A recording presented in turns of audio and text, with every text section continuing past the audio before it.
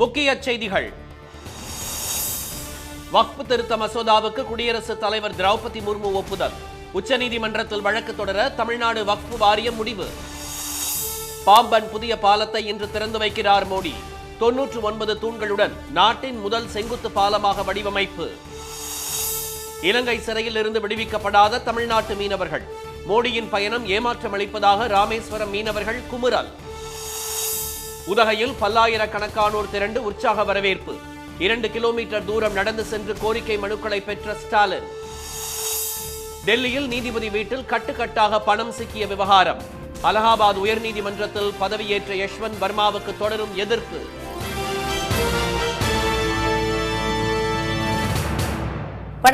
வணக்கம்.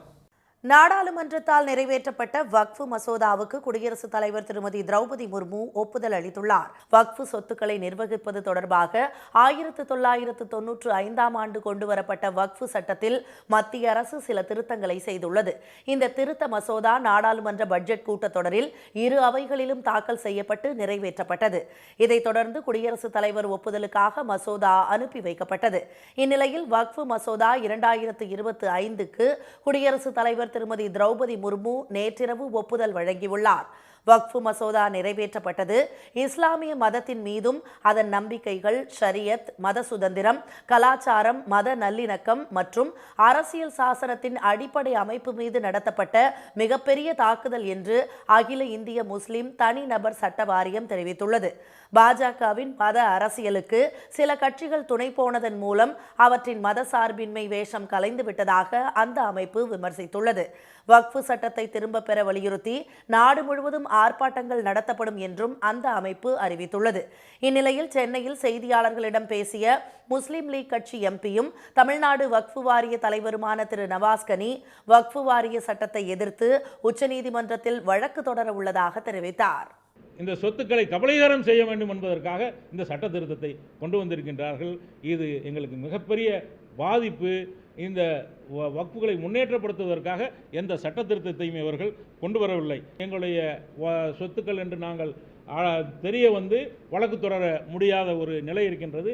இதன் மூலமாகவும் பல சொத்துக்கள் எங்களிடத்திலிருந்து பறிபோகும். இப்படி அரசியல் சட்டத்திற்கு முரணாக பல்வேறு திருத்தங்களை கொண்டு வந்திருக்கின்றார்கள். இதற்கு எதிராக நாங்கள் உச்ச நீதிமன்றத்தை ஜனாதிபதி ஒப்புதல் பெற்ற பிறகு நாடுவோம். வக்ஃப் சொத்துக்களை அபகரிக்க பாஜக அரசு முயற்சிப்பதாக திரு நவாஸ் கனி குற்றம் சாட்டினார். வக்ஃப் வாரிய சட்ட திருத்தத்தை திரும்ப பெற கோரி தமிழ்நாடு சட்டப்பேரவையில் தனி தீர்மானம் கொண்டு வந்ததற்கு முதலமைச்சர் திரு ஸ்டாலின் மற்றும் பாஜக நீங்களான அரசியல் கட்சிகளுக்கு அவர் நன்றி தெரிவித்தார். அதிநவீன முறையில் அமைக்கப்பட்டுள்ள புதிய பாம்பன் பாலத்தை பிரதமர் திரு மோடி இன்று திறந்து வைக்க உள்ளதால் அங்கு 3 அடுக்கு பாதுகாப்பு போடப்பட்டுள்ளது. இலங்கை சென்ற திரு மோடி அந்நாட்டு அதிபர் அனுரகுமார திசநாயகவை சந்தித்து இருதரப்பு உறவுகள் குறித்து ஆலோசனை நடத்தினார். இதைத் தொடர்ந்து எரிசக்தி துறை ஒத்துழைப்பு, சுகாதார மேம்பாடு, இலங்கைக்கு இந்தியா வழங்கும் கடன்கள் மறுசீரமைப்பு உள்ளிட்ட முக்கிய ஒப்பந்தங்கள் கையெழுத்தாகின. இலங்கை பயணத்தை முடித்துக் கொண்டு இன்று காலை ராமேஸ்வரம் வரும் திரு மோடி 550 கோடி ரூபாய் செலவில் அதிநவீன முறையில் கட்டப்பட்டுள்ள பாம்பன் புதிய பாலத்தை திறந்து வைக்கிறார். மேலும் பல்வேறு தேசிய நெடுஞ்சாலைகள், ரயில்வே உள்ளிட்ட 8500 கோடி ரூபாய் மதிப்பிலான திட்டங்களுக்கு அடிக்கல் நாட்டுவதுடன் முடிவடைந்த பணிகளையும் அவர் தொடங்கி வைக்கிறார். ராமேஸ்வரத்தில் நிகழ்ச்சிகளை முடித்துக் கொண்டு உச்சிப்புள்ளி விமானப்படை தளத்தில் இருந்து பிற்பகல் 3 மணிக்கு மதுரை வழியாக திரு மோடி டெல்லி புறப்பட்டுச் செல்கிறார். ராமேஸ்வரத்தில் பிரதமர் வருகையை முன்னிட்டு 3500 போலீசார் குவிக்கப்பட்டு 3 அடுக்கு பாதுகாப்பு போடப்பட்டுள்ளது. மீனவர்கள் கடலுக்கு செல்ல தடை விதிக்கப்பட்டுள்ளது. மண்டபம் பகுதியையும் ராமேஸ்வரம் தீவையும் இணைக்கும் வகையில் பிரிட்டிஷ் ஆட்சி காலத்தில் 1914ஆம் ஆண்டு கடலில் அமைக்கப்பட்ட பாம்பன் பாலம் ஒரு நூற்றாண்டுக்கும் மேலாக தமிழ்நாட்டின் அடையாளங்களில் ஒன்றாக திகழ்ந்து வந்தது. 2.2 கிலோமீட்டர் தூரம் கொண்ட இப்பாலத்தில் ரயில் சென்றபோது அதிர்வுகள் உணரப்பட்டதால் கடந்த 2022ஆம் ஆண்டு டிசம்பர் 23ஆம் தேதியுடன் ரயில் போக்குவரத்து நிறுத்தப்பட்டது. அதைத் தொடர்ந்து புதிய பாலம் அமைக்கும் பணிகள் தொடங்கப்பட்டன. 2.78 கிலோமீட்டர் தூரம் கொண்டதாகவும் கடல் மட்டத்திலிருந்து 15.5 மீட்டர் உயரத்திலும் அமைக்கப்பட்டுள்ளது. நாட்டின் முதல் செங்குத்து தூக்கு பாலத்துடன் வடிவமைக்கப்பட்டுள்ள பாம்பன் பாலம் 333 கான்கிரீட் அடித்தளங்கள், 99 தூண்கள், 102 இணைப்பு கிரிடர்கள் கொண்டதாக உருவாக்கப்பட்டுள்ளது. கப்பல்கள் பாலத்தை கடக்கும் போது முந்தைய பாலம் நெம்புகோலால் கைகளை பயன்படுத்தி திறக்கப்பட்ட நிலையில் புதிய பாலத்தில் நெம்புகோலுக்கு பதிலாக ஹைட்ராலிக் மோட்டார்கள் மூலம் தூக்கு பாலம் உயர்த்தப்படும். புதிய பாலத்தில் மணிக்கு 80 கிலோமீட்டர் வேகத்திலும் தூக்குப்பால பகுதியில் 50 கிலோமீட்டர் வேகத்திலும் ரயிலை இயக்க முடியும் என்பது இதன் மற்றொரு சிறப்பம்சமாகும். பிரதமர் திரு மோடியின் இலங்கை பயணம் ஏமாற்றம் அளிப்பதாக ராமேஸ்வரம் மீனவர்கள் தெரிவித்துள்ளனர். தமிழ்நாட்டு மீனவர்களை எல்லை தாண்டி மீன்பிடித்ததாக கூறி நடுக்கடலில் இலங்கை கடற்படையினர் கைது செய்யும் சம்பவம் தொடர்ந்து அரங்கேறி வருகிறது. இது தொடர்பாக பிரதமர் மற்றும் வெளியுறவுத்துறை அமைச்சருக்கு முதலமைச்சர் திரு மு க ஸ்டாலின் பல முறை கடிதம் எழுதியும் மத்திய அரசு உரிய நடவடிக்கை எடுக்காமல் உள்ளது. மீனவர் பிரச்சினை குறித்து இலங்கை சென்ற பிரதமர் திரு மோடி அந்நாட்டு அதிபருடன் பேசியதாக கூறிய நிலையில் 11 தமிழக மீனவர்கள் மட்டுமே விடுவிக்கப்பட்டுள்ளனர்.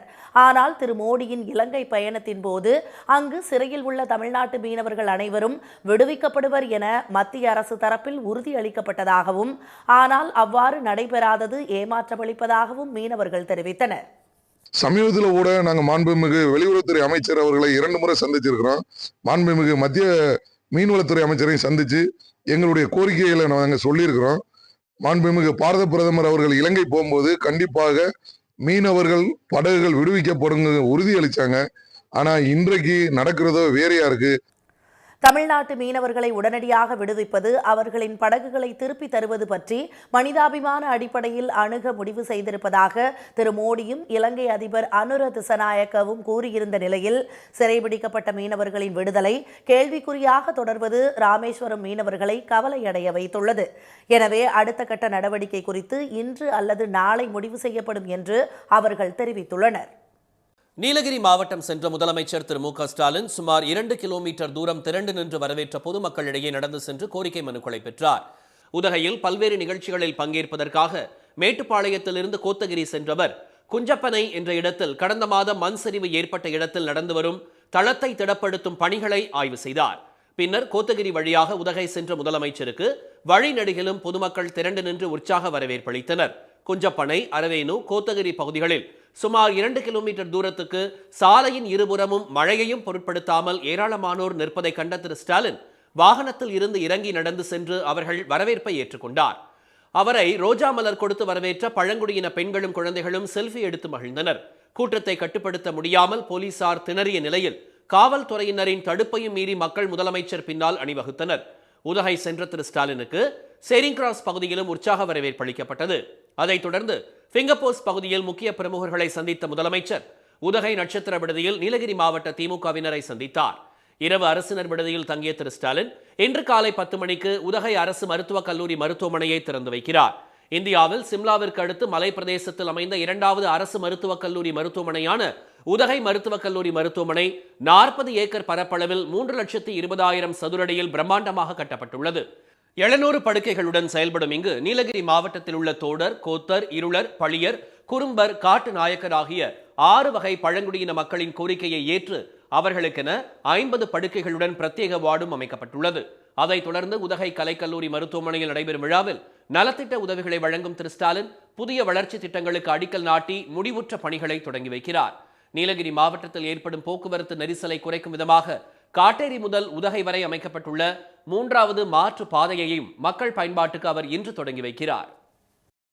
மணிப்பூர் பிரச்சினைக்கு தீர்வு காண டெல்லியில் மத்திய அரசு ஏற்பாடு செய்த அமைதி பேச்சுவார்த்தையை மணிப்பூர் ஒற்றுமைக்கான கூட்டுக்குழு புறக்கணித்துள்ளது.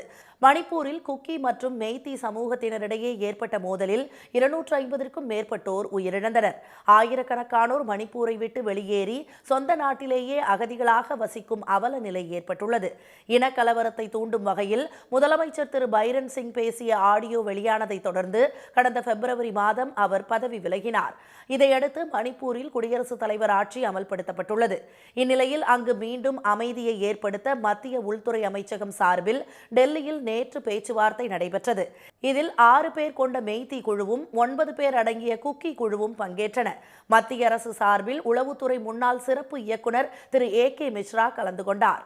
எனினும் இம்பால் நகரை தலைமையிடமாக கொண்டு செயல்படும் முக்கிய அமைப்பான கொகோமி என்று அழைக்கப்படும் மணிப்பூர் ஒற்றுமைக்கான கூட்டுக்குழு இந்த பேச்சுவார்த்தையை புறக்கணித்தது. மத்திய அமைச்சர் திரு அமித்ஷா உத்தரவின் பேரில் வெறும் கண் துடைப்பாக இந்த கூட்டம் நடைபெறுவதாக விமர்சித்துள்ள அந்த அமைப்பு மணிப்பூர் கலவரத்தை மத்திய அரசே ஊக்கப்படுத்தியதாக குற்றம் சாட்டியுள்ளது. பிரச்சனைகளின் தீவிரத்தை ஆராய்ந்து அதை தீர்ப்பதற்காக உண்மையாக எந்த நடவடிக்கையும் எடுக்கப்படவில்லை என்றும் மணிப்பூர் ஒற்றுமைக்கான கூட்டுக்குழுவின் அமைப்பாளர் திரு லைக்குரம் ஜெயந்தா தெரிவித்துள்ளார். இரு சமூகத்தையும் சேர்ந்த சில தனி நபர்களை பேச்சுவார்த்தையில் பங்கேற்க செய்து பிரச்சனையை திசை திருப்பும் முயற்சியில் ஈடுபடுவதாகவும் அவர் குற்றம் சாட்டியுள்ளார். மணிப்பூரில் பிரிவினைவாத சிந்தனையுடன் செயல்படுவோரின் மியான்மர் தொடர்புகளை துண்டித்து அர்த்தமுள்ள பேச்சுவார்த்தைக்கு உடனே நடவடிக்கை எடுக்க வேண்டும் என்றும் கொக்கோமி அமைப்பு வலியுறுத்தியுள்ளது. டெல்லியில் தீ விபத்தில் கட்டுக்கட்டாக பணம் சிக்கிய விவகாரத்தில் தொடர்புடைய டெல்லி உயர்நீதிமன்ற நீதிபதி திரு யஷ்வந்த் வர்மா அலகாபாத் உயர்நீதிமன்றத்தில் பதவியேற்றதற்கு வழக்கறிஞர்கள் கடும் எதிர்ப்பு தெரிவித்துள்ளனர். அவரது டெல்லி இல்லத்தில் கடந்த 14ஆம் தேதி ஏற்பட்ட தீ விபத்தை அணைக்கச் சென்ற தீயணைப்புத் துறையினர் அங்கு எரிந்த நிலையில் கட்டுக்கட்டாக ரூபாய் நோட்டுகள் இருந்ததைக் கண்டு அதிர்ச்சி அடைந்தனர். இந்த விவகாரம் விஸ்வரூபம் எடுத்த நிலையில் நீதிபதி திரு யஷ்வந்த் வர்மா அலகாபாத் உயர்நீதிமன்றத்திற்கு மாற்றப்பட்டார்.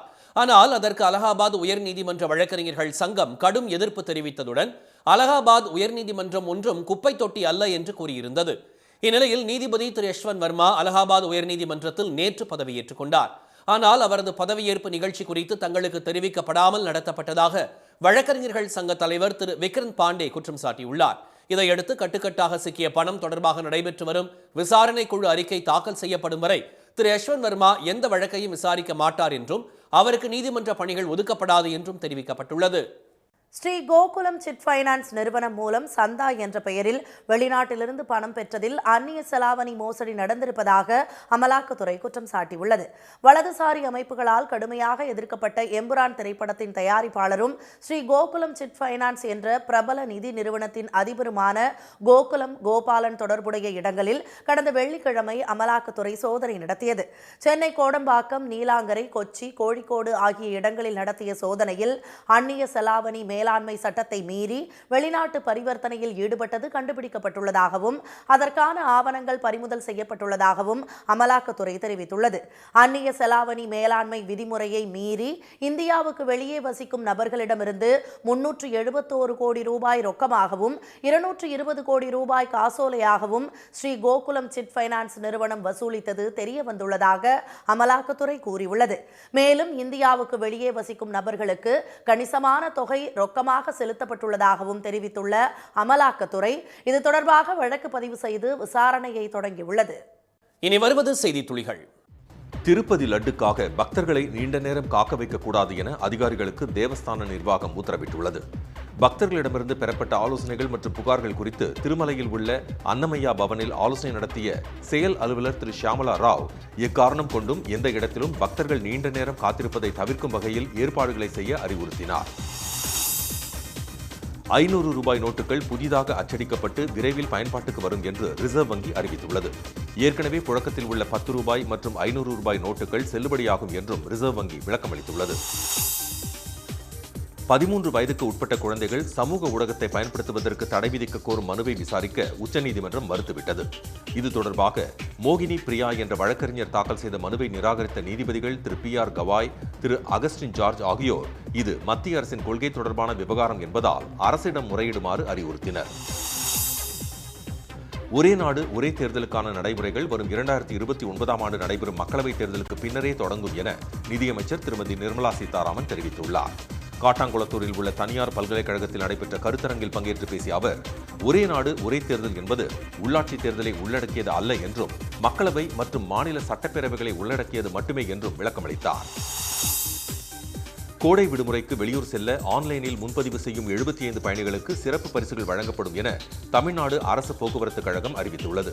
பயணச்சீட்டு முன்பதிவு செய்து ஏப்ரல் 1 முதல் ஜூன் 15 வரை பயணம் மேற்கொள்வோரில் 75 பயணிகளை கணினி சிறப்பு குலுக்கல் முறையில் தேர்வு செய்து பரிசுகள் வழங்கப்படும். முதல் பரிசு 25 பேர், இரண்டாம் பரிசு 25 பேர், மூன்றாம் பரிசு 25 பேருக்கு என மொத்தம் 75 பயணிகளுக்கு பரிசுகள் வழங்கப்படும். மத்திய அரசின் வக்ஃப் வாரிய சட்ட திருத்தத்தை கண்டித்து வரும் 8ஆம் தேதி மாவட்ட தலைநகரங்களில் ஆர்ப்பாட்டம் நடத்தப்படும் என விடுதலை சிறுத்தைகள் கட்சி தலைவர் திரு திருமாவளவன் தெரிவித்துள்ளார். திருச்சி விமான நிலையத்தில் செய்தியாளர்களை சந்தித்த அவர், ஆளும் பாஜக அரசு தேசிய ஒருமைப்பாட்டுக்கு எதிராக இதனை அரங்கேற்றியுள்ளதாக கண்டனம் தெரிவித்தார். வேறு எந்த மதத்தின் சொத்து விவகாரங்களிலும் தலையிடாத மத்திய அரசு வக்ஃப் வாரிய சொத்தில் மட்டும் அடாவடித்தனமாக தலையிடுவதாக திரு திருமாவளவன் சாடியுள்ளார். சிறுபான்மை நிறுவனங்கள் உட்பட அனைத்து கல்வி நிறுவனங்களுக்கும் டெட் எனப்படும் ஆசிரியர் தகுதி தேர்வு பொருந்தும் என உயர்நீதிமன்ற மதுரை கிளை உத்தரவிட்டுள்ளது.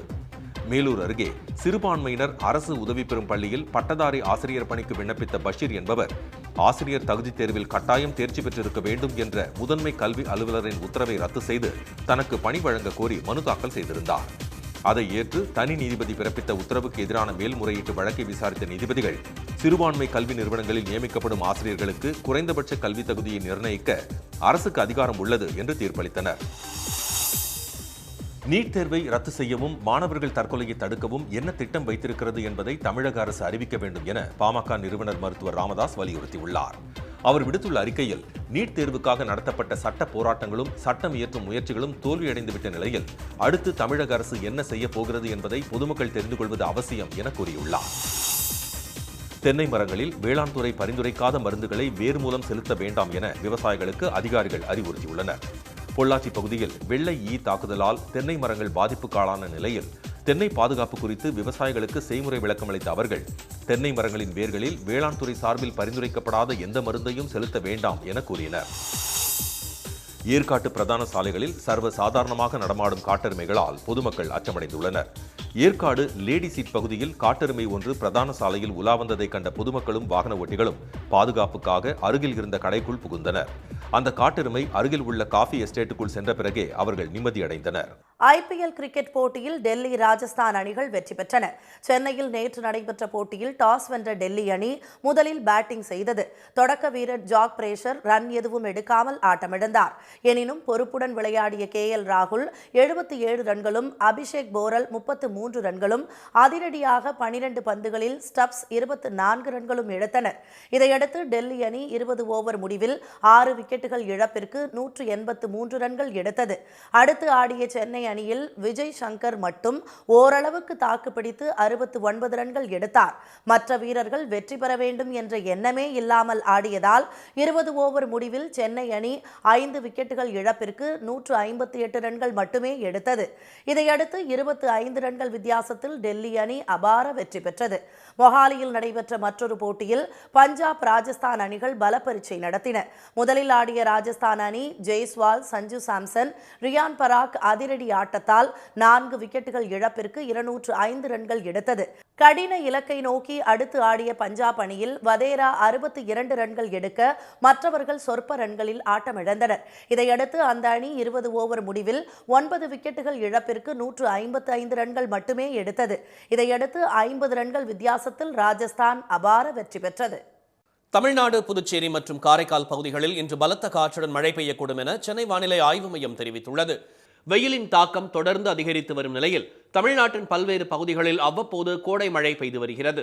கடந்த 24 மணி நேரத்தில் மாநிலத்திலேயே அதிகபட்சமாக கன்னியாகுமரி மாவட்டம் கோழிப்போர் விளையில் 19 சென்டிமீட்டர் மழை பதிவானது. செங்கல்பட்டு மாவட்டம் குடுவாஞ்சேரி, காட்டாங்குளத்தூர், மறைமலை நகர், சிங்கப்பெருமாள் கோவில் உள்ளிட்ட பகுதிகளில் 1 மணி நேரத்திற்கு மேலாக கனமழை வெளுத்து வாங்கியது.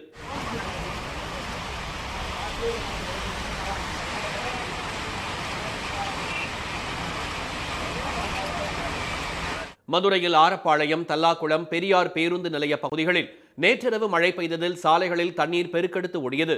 விருதுநகரில் நேற்று மாலை மிதமான மழை பெய்தது. ஈரோடு மாவட்டம் தாளவாடி மலைப்பகுதியில் பெய்த கனமழையால் வெப்பம் தணிந்து குளிர்ச்சியான சூழல் நிலவியது. இதனால் பொதுமக்கள் மகிழ்ச்சி அடைந்தனர்.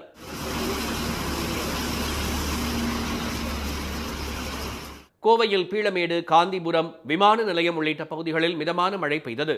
பழனி மற்றும் சுற்றுவட்டார கிராமங்களான ஆயக்குடி, நெய்க்காரப்பட்டி, பாலசமுத்திரம் உள்ளிட்ட பகுதிகளில் தொடர்ந்து மழை பெய்தது.